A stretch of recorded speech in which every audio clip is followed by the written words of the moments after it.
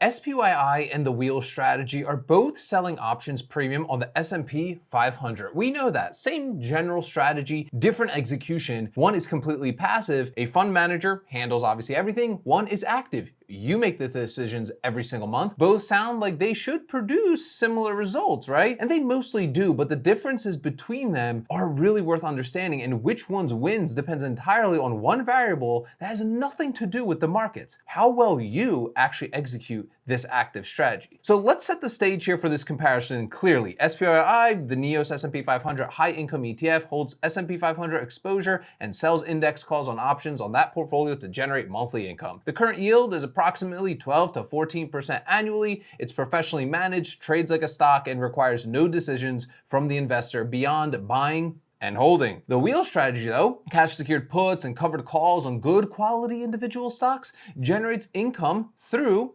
active decisions: entry timing, strike selection, assignment management, covered call execution. A disciplined retail investor running the wheel on quality names can realistically generate around 12 to 20% annually on deployed capital, depending on market conditions and execution quality, right? On paper, these two income approaches, they look similar. Both use option selling, both target, a double-digit return, both pay you relatively consistently. Where they diverge is in how those returns are achieved, what risks each carries, and what happens in specific market environments on each. So here's the framework for the comparison on these two. Returns on paper are not the same as returns in practice. SPYI's 13% yield is what you get by buying a fund and doing absolutely nothing. The wheel's 15% is what you get if you execute correctly every month for a year.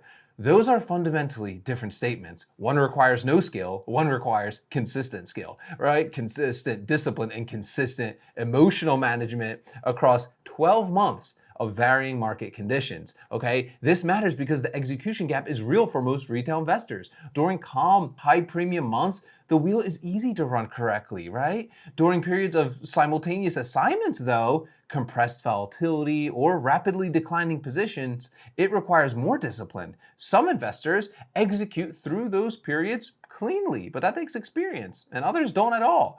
When the comparison question is which one wins, the honest answer starts with wins for whom? For the investor who can run the wheel with consistent discipline through all market conditions, the wheel wins on total return with roughly 2 to 5 percentage points of additional annual return above what SPYI produces.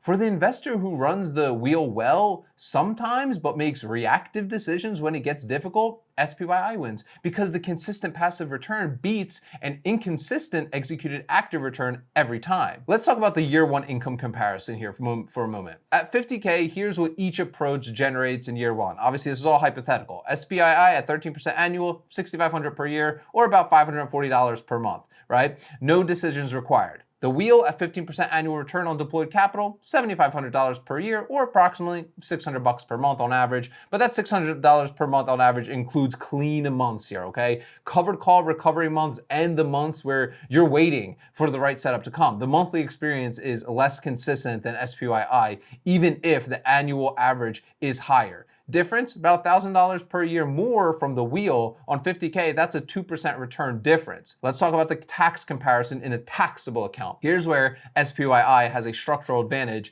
that the raw yield doesn't really show here. SPYI's distributions have historically been primarily return of capital, not taxed in the year received. The portion that is taxable benefits from Section 1256 treatment.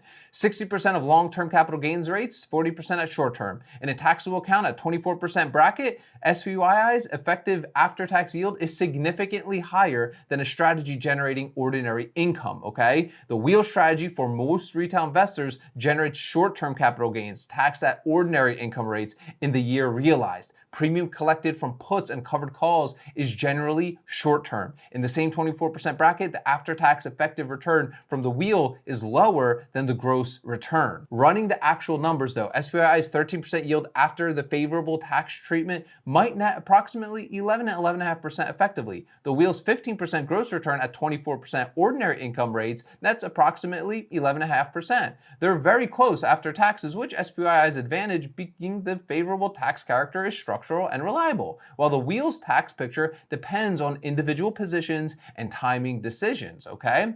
But let's talk about the 5-year compound view here. Let's look at what 50K over 5 years with both strategies, all income reinvested, no additional contributions. SPYI at 13% fully compounded, approximately $92,000. Returns are consistent year over year because the fund operates continuously and, let's be honest, professionally too. The wheel at 15% fully compounded, approximately $100,000, but this assumes consistent 15% annual returns every year for 5 years without significant execution errors. The $8,600 difference over 5 years sounds like a lot. It's 70% more total return. Whether that gap is worth the active management, the ongoing decision making, and the execution risk is a personal calculation every investor has to make for themselves. For me, I prefer running my own covered calls as well as leveraging these income ETFs here and there as well, right? It allows me to capture appreciation sales, dividends, and cash secured put entries, right? Not forcing myself to always cap my upside like an income ETF does. So if you're interested in learning more about that, click the first link in the description of today's video. That'll take you to our full ARC option strategy workshop. It's 90 minutes long. I give you some great bonuses at the end as well. My 15 favorite stocks under 30 bucks,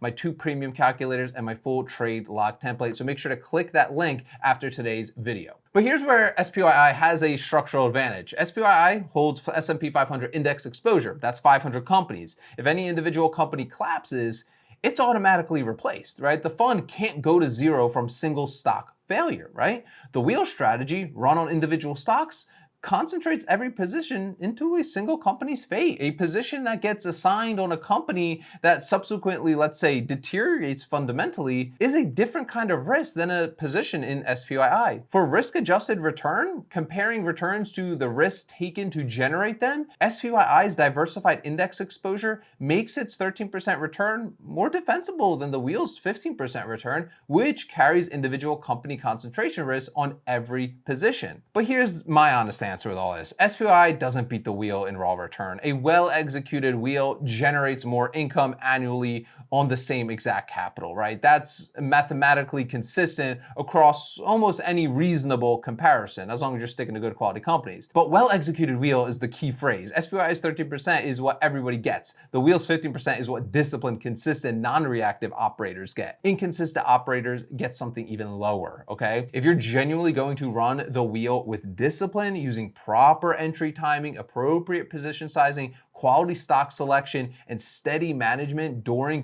difficult periods, the active approach produces better results. If you want the income without the management, SPYI delivers some competitive returns with really zero decisions required, favorable tax treatment, and diversification that individual stock positions they really can't match.